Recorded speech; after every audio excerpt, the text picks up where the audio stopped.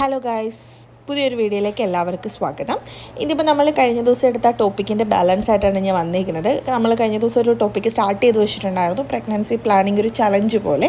അപ്പോൾ അതിൻ്റെ ഫസ്റ്റ് പാർട്ടിൽ ഒരു അമ്മയാകാൻ പോകുന്ന ഒരു ദമ്പതികൾ എന്തൊക്കെ കാര്യങ്ങളാണ് സ്വയമേ ചെയ്യേണ്ടത്, അല്ലെങ്കിൽ എങ്ങനെയാണ് ഡയറ്റ് എടുക്കേണ്ടത്, ഒരു ഡോക്ടറെ കാണുന്നതിന് മുന്നേ തന്നെ നമ്മൾ മെൻ്റലി ഹെൽത്ത്ലിയും എങ്ങനെ ഓക്കെ ആകാം എന്ന പാർട്ട് നമ്മൾ ഓൾറെഡി ഫസ്റ്റ് വീഡിയോയിൽ ഡിസ്കസ് ചെയ്തിട്ടുണ്ട്. അതിനുശേഷം അതിൽ നമ്മൾ എങ്ങനെയാണ് ഡയറ്റ് എടുക്കേണ്ടത്, അല്ലെങ്കിൽ നമ്മൾ തന്നെ നമ്മുടെ കാര്യങ്ങൾ എങ്ങനെയാണ് ചെക്ക് ചെയ്യേണ്ടത് എല്ലാം നമ്മൾ ആ വീഡിയോസിൽ പറഞ്ഞു പോയിട്ടുണ്ട്. അതൊരു വീഡിയോ ആയിട്ടും ചെയ്തിട്ടുണ്ട്. ബാക്കി നമ്മൾ ഷോർട്സ് ആയിട്ട് ഓരോരോ പാർട്ട് ഡീറ്റെയിൽഡ് ആയിട്ട് എക്സ്പ്ലെയിൻ ചെയ്ത് നമ്മൾ വീഡിയോസ് ഇട്ടിട്ടുണ്ട് ഷോർട്സിൽ. സോ അത് കണ്ടിട്ടില്ലാത്തവരാണെങ്കിൽ അതും കൂടി കണ്ടതിന് ശേഷം ഈ വീഡിയോ കാണുക, എന്നെങ്കിലും നിങ്ങൾക്ക് മനസ്സിലാവത്തുള്ളൂ എന്തിൻ്റെ ബാലൻസാണ് ഞാൻ പറയാൻ പോകുന്നതിന്. അപ്പം ആദ്യമായിട്ടാണ് നമ്മുടെ ചാനൽ കാണുന്നതെന്നുണ്ടെങ്കിൽ ചാനൽ സബ്സ്ക്രൈബ് ചെയ്യുക. വീഡിയോ ഇഷ്ടപ്പെട്ടിട്ടുണ്ടെങ്കിൽ ലൈക്ക് ചെയ്യാനും, വീഡിയോ റിലേറ്റഡ് സംശയങ്ങൾ കമൻറ്റുകളായിട്ട് ചോദിച്ചിട്ടുണ്ടെങ്കിൽ ഞാൻ അതിൻ്റെ റിപ്ലൈ തരുന്നതായിരിക്കും. അപ്പോൾ നമുക്ക് നേരെ വീഡിയോയിലേക്ക് പോകാം. ഇതിനു മുമ്പ് നമ്മൾ ഡിസ്കസ് ചെയ്ത പോലെ തന്നെ പ്രഗ്നൻസി എന്ന് പറയുന്ന ഒരു കാര്യം പ്ലാൻ ചെയ്യുന്നവർക്ക് പെട്ടെന്ന് കിട്ടത്തില്ലാത്തതും അതിന് അൺഎക്സ്പെക്റ്റഡ് ആയിട്ട് പെട്ടെന്ന് വരുന്ന ഒരു കാര്യമാണ് ഈ പ്രഗ്നൻസി. സോ പ്ലാൻ ചെയ്യുന്നവർ എങ്ങനെയാണ് റെഡി ആവേണ്ടത്, അല്ലെങ്കിൽ പ്രഗ്നൻസിനെ പറ്റി അവർ എന്താണ് മനസ്സിലാക്കേണ്ടത്, എപ്പോഴാണ് ബന്ധപ്പെടേണ്ടത്, അങ്ങനത്തെ കാര്യങ്ങളാണ് നമ്മളൊരു ഡോക്ടറുടെ അടുത്ത് പോകുന്നതിന് മുന്നേ നമ്മൾ മനസ്സിലാക്കിയിരിക്കേണ്ട കാര്യങ്ങളാണ് നമ്മളിന്നിവിടെ ഡിസ്കസ് ചെയ്യുന്നത്. അപ്പോൾ നിങ്ങൾ ഈ കാര്യങ്ങളൊക്കെ നിങ്ങൾക്ക് അറിയാവുന്നതായിരിക്കും, പക്ഷേ ഇതിനിടയ്ക്കൊക്കെ നിങ്ങൾക്ക് അറിയത്തില്ലാത്ത കാര്യങ്ങൾ കൂടി വരുന്നുണ്ടായിരിക്കും. നിങ്ങൾക്ക് അറിയാവുന്ന കാര്യങ്ങളിലേക്ക് കഴിഞ്ഞ് ഇമ്പോർട്ടൻ്റ് ആയിരിക്കും ചിലപ്പോൾ നിങ്ങൾക്ക് അറിയത്തില്ലാത്ത കാര്യങ്ങൾ. സോ നിങ്ങൾ വീഡിയോ സ്കിപ്പ് ചെയ്യാതെ ഫുള്ളായിട്ട് കാണാൻ നോക്കണം. അപ്പം നമ്മൾ ഓൾറെഡി ഫീമെയിൽ റീപ്രൊഡക്റ്റീവ് സിസ്റ്റവും കാര്യങ്ങളൊക്കെ നമ്മൾ കഴിഞ്ഞ വീഡിയോയിൽ പറഞ്ഞിട്ടുണ്ട്. ഇനി ഞാനതിൻ്റെ ബാലൻസ് എന്ന രീതിയിൽ ഇപ്പം നമ്മൾ മെൻ്റലിയും ഫിസിക്കലിയും നമ്മൾ ആ വീഡിയോ കാണുമ്പോൾ എല്ലാവരും ഓക്കെയാണ് പ്രഗ്നൻസി അക്സെപ്റ്റ് ചെയ്യാൻ. ഇനി ബാലൻസ് എങ്ങനെയാണ് ഒരു കുഞ്ഞിലേക്ക് എന്നൊരു ഇതിലേക്ക് നമ്മൾ എങ്ങനെയാണ് എന്നാണ് നമ്മൾ ബന്ധപ്പെടേണ്ട ആ കാര്യങ്ങളാണ് നമ്മൾ ഈ വീഡിയോയിൽ ചർച്ച ചെയ്യാൻ പോകുന്നത്. നമ്മളിത് ബേസിക്കായിട്ട് പറയുമ്പോഴത്തേക്കും നമ്മൾ നമ്മുടെ ഗേൾസിൻ്റെ എഗ്ഗും സ്പേമും കൂടി ജോയിൻ ചെയ്യുമ്പോഴാണ് പ്രഗ്നൻസി ഉണ്ടാകുന്നത്. സോ എഗ്ഗും സ്പേമും എന്താണെന്ന് നമുക്കൊന്ന് മനസ്സിലാക്കി പോകാം. അതായത് എഗ്ഗ് എന്ന് പറഞ്ഞിട്ടുണ്ടെങ്കിൽ നമ്മുടെ ഓവറി റിലീസ് ചെയ്യുന്നതാണ് എഗ്ഗ്. അതായത് ഓരോ ആർത്തവത്തിന് ശേഷവും 1 മുതൽ 3 അണ്ടങ്ങൾ വരെ ഓവറിയിൽ നമ്മൾക്ക് ഉണ്ടാവുന്നുണ്ട്.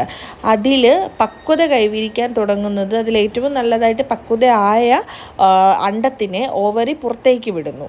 ഇതാണ് നമ്മൾ പറയുന്ന അണ്ടോൽപാദനം എന്ന് പറയുന്നത്. ഈ റിലീസ് ചെയ്യുന്ന എഗ്ഗ് നമ്മുടെ ഫെലോപ്പിയൻ ട്യൂബിൽ നിൽക്കും. അതായത് നമ്മുടെ യൂട്രസിന് മേലെ കാണുന്ന 2 കൈ വിരിച്ച് നിൽക്കുന്നത് പോലെ 2 സൈഡിലേക്കുള്ള ട്യൂബുകളാണ് ഫെലോപ്പിയൻ ട്യൂബ്. ഈ ഫെലോപ്പിയൻ ട്യൂബിന് ഏകദേശം 10 സെൻറ്റിമീറ്ററോളം നീളമുണ്ട്. സോ ഈ ഓവറി റിലീസ് ചെയ്ത എഗ്ഗ് ഈ ഫെലോപ്പിയൻ ട്യൂബിൽ നമ്മൾ ഇൻ്റർകോഴ്സ് ചെയ്ത് വരുന്ന സ്പേമിനെ അത് വെയിറ്റ് ചെയ്ത് അവിടെ നിൽക്കും. അതാണ് നമ്മുടെ ഓവറി റിലീസ് ചെയ്യുന്ന ആ ഒരു എഗ്ഗ് എന്ന് പറയുന്നത്. ആ ഒരു ഏരിയയിൽ നിന്നിട്ട് അവിടെ തന്നെയാണ് നമുക്ക് സ്പേം വന്ന് ജോയിൻ്റായി അവിടെ നമുക്ക് എംബ്രിയോ ഫോം ആകുന്നത്.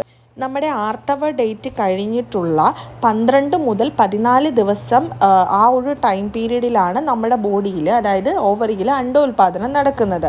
അതായത് ആ അണ്ടോൽപാദനം നടക്കുന്ന ആ ഡേറ്റ് കൃത്യമായി അതായത് ഫെലോപ്പിയൻ ട്യൂബിൽ ഈ എഗ്ഗ് വരുന്ന ആ ഒരു ടൈം കറക്റ്റായിട്ട് നമ്മൾ കണ്ടുപിടിച്ച് നമ്മൾ ഇൻ്റർകോഴ്സ് ചെയ്യുകയാണെങ്കിൽ നമ്മൾക്ക് പ്രഗ്നൻസിക്കുള്ള ചാൻസസ് വളരെ കൂടുതലായിരിക്കും.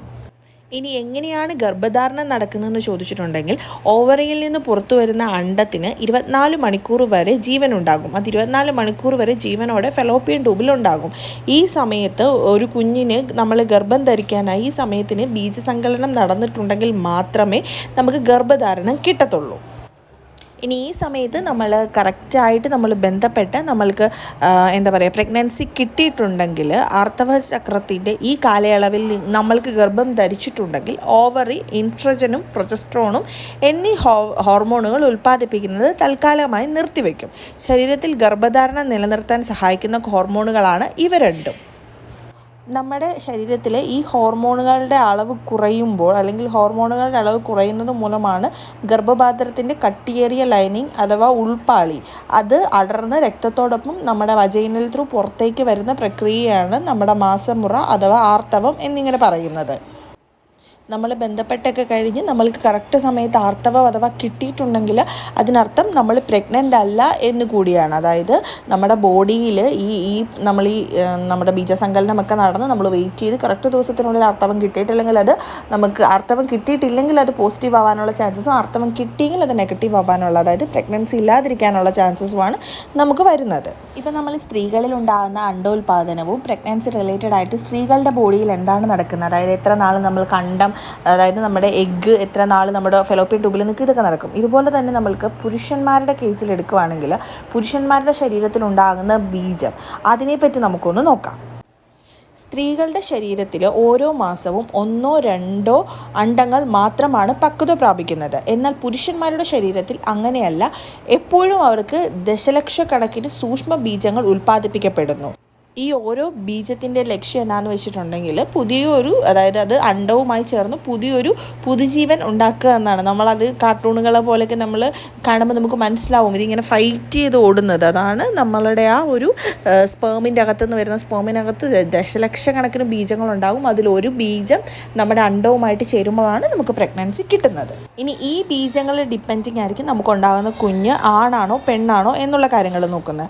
അതായത് ഇതെങ്ങനെയാണെന്ന് വെച്ചിട്ടുണ്ടെങ്കിൽ നമ്മൾക്ക് ബീജസങ്കലനം നടന്ന് അതായത് നമ്മുടെ അണ്ടത്തിൽ ആദ്യം വന്ന് അറ്റാച്ച് ചെയ്യുന്ന ആ ബീജത്തെ ആശ്രയിച്ചിരിക്കും നമ്മുടെ കുഞ്ഞ് ആണാണോ പെണ്ണാണോ. ഇപ്പോൾ വൈ ക്രോമസോമുള്ള ബീജമാണ് അണ്ടവുമായി ആദ്യം കൂടിച്ചേരുന്നതെങ്കിൽ അതൊരു ആൺകുഞ്ഞിനായിരിക്കും ജന്മം നൽകുന്നത്. മറിച്ച് എസ് ക്രോമസോമുള്ള ബീജമാണ് ആദ്യം വന്ന് ഫോം ആകുന്നതെങ്കിൽ അല്ലെങ്കിൽ അത് വന്ന് കൂടിച്ചേരുന്നെങ്കിൽ നമ്മൾക്കുണ്ടാകുന്നത് പെൺകുട്ടിയായിരിക്കും. ഇങ്ങനെയാണ് നമ്മൾ അതായത് ആൺകുഞ്ഞാണോ പെൺകുഞ്ഞാണോ എന്നുള്ളത് ഫുള്ളി ഡിപ്പെൻഡ് ആയിരിക്കുന്ന ആ ഒരു ബീജവുമായിട്ടായിരിക്കും. സോ ഇത്രയും കാര്യങ്ങളാണ് നമ്മൾ പ്രഗ്നൻസി റിലേറ്റഡ് ആയിട്ട് നമ്മുടെ ബോഡിയിൽ നടക്കുന്നത്.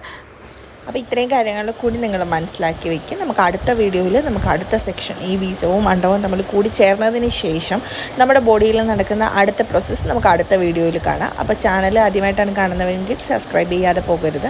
അടുത്ത പാട്ട് നമ്മൾ അടുത്ത ദിവസം തന്നെ അപ്ലോഡ് ചെയ്യുന്നതായിരിക്കും. അപ്പോൾ ഈ വീഡിയോ റിലേറ്റഡ് നിങ്ങൾക്ക് എന്തെങ്കിലും സംശയമോ കാര്യങ്ങളോ ഉണ്ടെങ്കിൽ കമൻറ്റ് ബോക്സിൽ കമൻറ്റ് ചെയ്താൽ മതി. വീഡിയോ ഇഷ്ടപ്പെട്ടിട്ടുണ്ടെങ്കിൽ ലൈക്ക് ചെയ്യണം. അപ്പോൾ നമുക്ക് വേറൊരു വീഡിയോയുമായിട്ട് വീണ്ടും കാണാം. Bye bye.